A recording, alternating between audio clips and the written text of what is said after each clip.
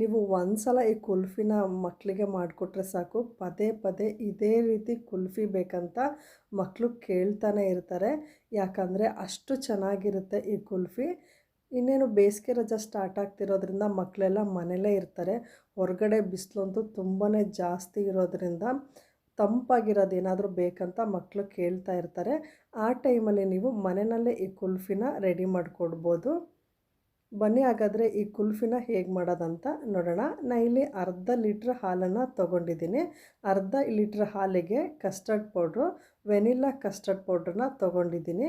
Vanilla custard ಪೌಡ್ರನ್ನ 2 ಸ್ಪೂನನ್ನು ಹಾಕಿ ಚೆನ್ನಾಗಿ mix ಮಾಡಿ ಇಟ್ಕೊಳ್ತಾ ಇದ್ದೀನಿ. ನಂತರ ಅದಕ್ಕೆ ನಿಮ್ಮನೇಲಿ ಯಾವ ಡ್ರೈ ಫ್ರೂಟ್ಸ್ ಇರುತ್ತೋ ಅದನ್ನು ಸಣ್ಣಗೆ ಪೀಸ್ ಮಾಡಿಕೊಂಡು ಹಾಕ್ಕೊಳ್ಳಿ. ನಿಮ್ಮಲ್ಲಿ ಏನಿರುತ್ತೆ ಅದನ್ನೇ ಹಾಕ್ಕೊಳ್ಳಿ, ಪರವಾಗಿಲ್ಲ, ಚೆನ್ನಾಗೇ ಬರುತ್ತೆ. ನಾನು ಇಲ್ಲಿ ಬಾದಾಮಿ ಗೋಡಂಬಿನ ಸಣ್ಣಗೆ ಹೆಚ್ಚಿ ಸೇರಿಸ್ಕೊಳ್ತಿದ್ದೀನಿ. ನಂತರ ಅದನ್ನು ಸ್ಟವ್ ಮೇಲೆ ಇಟ್ಕೊಂಡು ಚೆನ್ನಾಗಿ ತಿರುಗಿಸ್ಕೊಂಡು ಹಾಲನ್ನು ಚೆನ್ನಾಗಿ ಕುದಿಸ್ಕೊಳ್ತಾ ಇದ್ದೀನಿ. ನಂತರ ಇದಕ್ಕೆ ಈ ಬಟ್ಲಲ್ಲಿ 1.5 ಬಟ್ಲು ಸಕ್ಕರೆನ ಹಾಕ್ಕೊಳ್ತಿದ್ದೀನಿ. ಅರ್ಧ ಲೀಟ್ರ್ ಗಟ್ಟಿ ಹಾಲಿಗೆ ಈ ಬಟ್ಲಲ್ಲಿ 1.5 ಬಟ್ಲು ಸಕ್ಕರೆ ಹಾಕ್ಕೊಂಡ್ರೆ ಸಿಹಿ ಒಂದು ಮೀಡಿಯಮ್ ಆಗಿರುತ್ತೆ. ನಿಮಗೆ ಇನ್ನೂ ಸ್ವಲ್ಪ ಸಿಹಿ ಜಾಸ್ತಿ ತಿನ್ನೋರು 2 ಬಟ್ಲು ಸಕ್ಕರೆನ ಹಾಕ್ಕೊಳ್ಬೋದು. ನೋಡಿ, ಹಾಲು, ಕಸ್ಟರ್ಡ್ ಪೌಡ್ರು, ಸಕ್ಕರೆ, ಡ್ರೈ ಫ್ರೂಟ್ಸ್ನ ಹಾಕಿ ಚೆನ್ನಾಗಿ ಕುದಿಸ್ಕೊಂಡಿದ್ದೀನಿ. ಕುದಿಸ್ಕೊಂಡು ಸ್ಟವ್ ಆಫ್ ಮಾಡ್ಕೊಂಡಿದ್ದೀನಿ. ಇದು ಸಂಪೂರ್ಣವಾಗಿ ತಣ್ಣಗಾಗಬೇಕು. ಹಾಲು ಸಂಪೂರ್ಣವಾಗಿ ತಣ್ಣಗಾಗೋ ತನಕ ನೀವು ಹಾಗೆ ಇಡಬೇಕು. ಅದು ತಣ್ಣಗಾದಮೇಲೆ ಐಸ್ ಕ್ರೀಮ್ ಅಥವಾ ಕುಲ್ಫಿ ಮಾಡೋ ಮೌಲ್ಡ್ ಇರುತ್ತಲ್ಲ, ಮನೆಯಲ್ಲಿ ಅದಿದ್ದರೆ ಇದಕ್ಕೆ ಹಾಕೋಬೋದು. ಅದಿಲ್ಲ ಅಂದ್ರೂ ಪರವಾಗಿಲ್ಲ. ಮನೆಯಲ್ಲಿರೋಂಥ ಕಾಫಿ, ಟೀ ಮಾಡೋ ಗ್ಲಾಸ್ ಇರುತ್ತಲ್ಲ, ಕುಡಿಯೋ ಗ್ಲಾಸ್ ಇರುತ್ತಲ್ಲ, ಆ ಗ್ಲಾಸ್ಗೂ ನೀವು ಹಾಕ್ಕೊಂಡು ಕುಲ್ಫಿನ ಚೆನ್ನಾಗೇ ಮಾಡ್ಕೋಬೋದು. ನಾನು ಇಲ್ಲಿ ಒಂದು ಸೆಟ್ಟು ಈ ಥರ ರೆಡಿ ಮಾಡಿ ಕುಲ್ಫಿ ಮೌಲ್ಡಲ್ಲಿ ಹಾಕಿಟ್ಕೊಂಡಿದ್ದೀನಿ. ಇನ್ನೊಂದು ಸ್ವಲ್ಪನ ನಾನು ಈ ಥರ ಗ್ಲಾಸಲ್ಲಿ ಹಾಕ್ಕೊಂಡಿದ್ದೀನಿ. ಗ್ಲಾಸಲ್ಲಿ ಹಾಕ್ಕೊಂಡ್ಮೇಲೆ ಐಸ್ ಕ್ರೀಮ್ ಸ್ಟಿಕ್ಗಳಿರುತ್ತಲ್ಲ ಮನೆಯಲ್ಲಿ, ಅದನ್ನು ಮಧ್ಯಕ್ಕೆ ನಿಲ್ಲಿಸ್ಕೊಳ್ಳಿ. ಹಾಲು ಲಿಕ್ವಿಡ್ ರೂಪದಲ್ಲಿರೋದ್ರಿಂದ ಅದು ನಿಂತ್ಕೊಳ್ಳಲ್ಲ.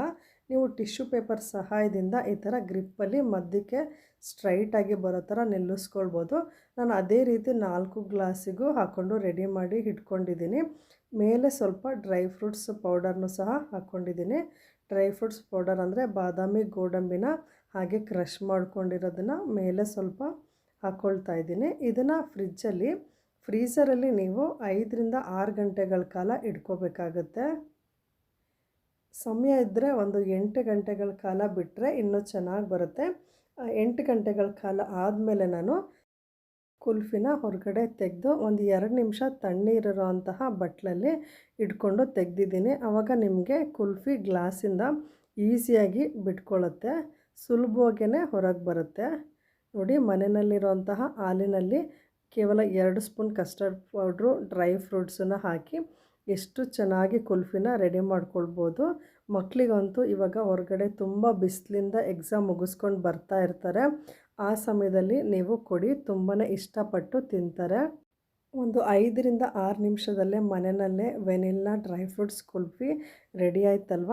ಈ ಸಮ್ಮರಲ್ಲಿ ಮಕ್ಕಳಿಗೆ ಖಂಡಿತ ಈ ರೆಸಿಪಿನ ಟ್ರೈ ಮಾಡಿ. ತುಂಬ ಇಷ್ಟಪಟ್ಟು ಸಮ್ಮರ್ ಹಾಲಿಡೇಸಲ್ಲಿ ಈ ಐಸ್ ಕ್ರೀಮ್ನ ಎಂಜಾಯ್ ಮಾಡ್ತಾರೆ. ಮತ್ತೊಂದು ಈಸಿಯಾಗಿರುವಂತಹ ರೆಸಿಪಿಯೊಂದಿಗೆ ಮುಂದಿನ ವಿಡಿಯೋದಲ್ಲಿ ಭೇಟಿ ಆಗ್ತೀನಿ. Thank you for watching.